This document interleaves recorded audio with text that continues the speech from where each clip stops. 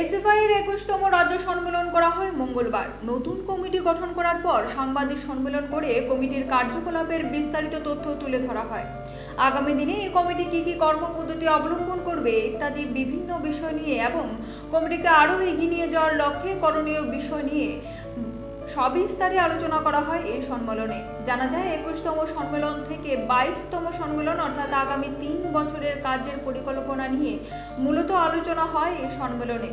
সম্মেলনে উপস্থিত ছিলেন সংগঠনের সদস্য, প্রাক্তন সভাপতি এবং সম্পাদক এবং নবনির্বাচিত সভাপতি সহ অন্যান্যরা।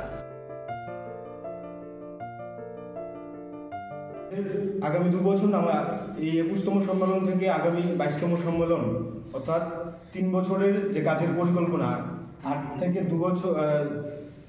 থেকে 10টি মূলত আমরা কাজ ঠিক করেছি। এর মাঝে 2 বছরের মধ্যে এই কাজগুলো করার পরিকল্পনা। এই পরিকল্পনার মধ্যে প্রথমেই হচ্ছে আমাদের ইউনিট স্তরে সংগঠনকে শক্তিশালী করা, যেটা বলছিলাম যে স্কুল কলেজ ক্যাম্পাসে আমাদের নতুন ছাত্রদের কাছে যাওয়া এবং তাদেরকে এসএফআইয়ের সংগঠনে আনা, শুধু মেম্বারশিপ নয়, তাদের কিভাবে আমরা সাংগঠনিকভাবে এবং লড়াই আন্দোলন সামিল করতে পারি তার জন্য আমরা প্রয়াস করব এবং সেই সংগঠিতভাবে আমরা এদিকে ঝাঁপাবো। এটা হচ্ছে আমাদের মূলত প্রথম কাজ। দ্বিতীয় হচ্ছে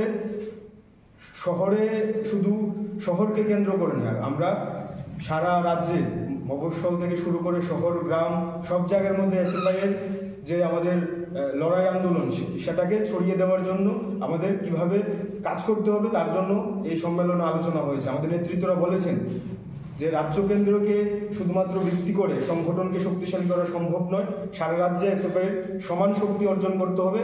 এই অর্জন করার জন্য আমাদের আগামী দিনে ছাত্রদের পাশে থাকতে হবে এবং নতুন নতুন যে ছাত্রছাত্রীরা আছে তাদেরকে আমাদের সংগঠনের পতাকা তলে আনতে হবে এবং তাদেরকে এনে আমাদের সংগঠন আগামী দিনে আমাদের যে দুর্বার আন্দোলন আমরা পরিকল্পনা নেব এবং আগামী কর্মসূচি আমরা গ্রহণ করব সেগুলো আমরা বাস্তবায়িত করব এবং তার জন্য আমরা কাজ করব।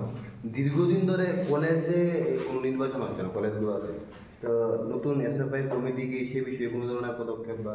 অবশ্যই আমরা নতুন নয়, শুধু আমাদের আগের যে কমিটি বা আমরাও সেই কমিটিতে ছিলাম বা আমাদের রাজ্য সম্পাদক সভাপতি প্রাক্তন যারা ছিলেন তারা বিগত 7 বছর ধরেই বলে আসছে যে কলেজে নির্বাচন করতে হবে, সুস্থ নির্বাচনের ব্যবস্থা করতে হবে, কিন্তু রাজ্য সরকার সুস্থ নির্বাচন করার ক্ষেত্রে বারংবার আমাদের যে দাবি সে দাবি মানছে না। আমরা এর বিরুদ্ধে বিভিন্ন সময় বিভিন্নভাবে সোচ্চার হয়েছি এবং আমরা আমাদের সম্মেলনও বিভিন্নভাবে এই নিয়ে আলোচনা হয়েছে এবং আমরা বলবো রাজ্য সরকারের কাছে আজকেও দাবি জানাবো যে সুস্থ নির্বাচন করার জন্য কলেজগুলোতে অবশ্যই অতি আবশ্যক এবং দ্রুত সেই নির্বাচন করার জন্য রাজ্য সরকারকে উদ্যোগ নিতে হবে এবং ছাত্রছাত্রীদের কাছে গণতান্ত্রিক পরিবেশ তৈরি করে ছাত্র যাতে নিজের ভোট নিজে দিতে পারে সেই পরিবেশ তৈরি করে তারপর ছাত্র সংসদ নির্বাচন অবশ্যই করতে হবে।